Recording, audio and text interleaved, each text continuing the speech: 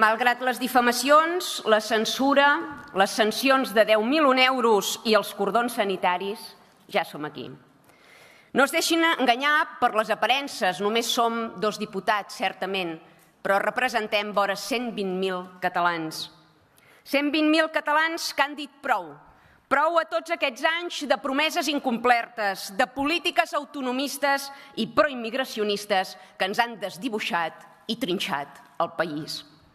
Aliança Catalana no es va presentar a aquestes eleccions per obtenir càrrecs, ni per investir espanyolistes ni processistes. Allò que anhelàvem per damunt de tot era aquest micròfon. L'altaveu que ens permetés dir-los fit a fit que l'era de la correcció política i del pensament únic s'ha acabat.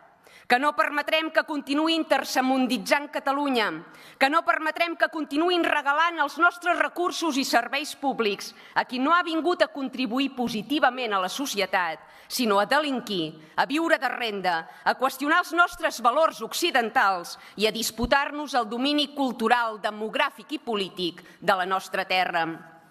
Vostès parlen molt de drets humans. Nosaltres hem vingut aquí a defensar aferrissadament els drets humans.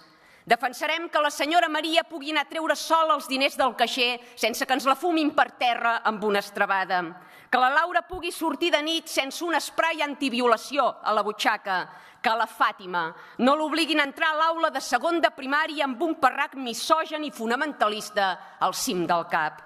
Som aquí per preservar el grau de civilització assolit i si això és feixisme o és extrema dreta, agafin el diccionari i arrenquin el full, perquè la descripció que hi ha allà no coincideix en absolut amb l'estrany concepte que vostès tenen de feixisme i d'extrema dreta. Aliança Catalana no investirà de franc a ningú.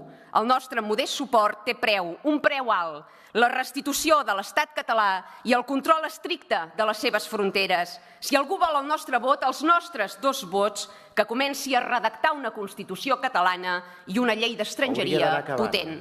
Visca Ripoll i visca Catalunya!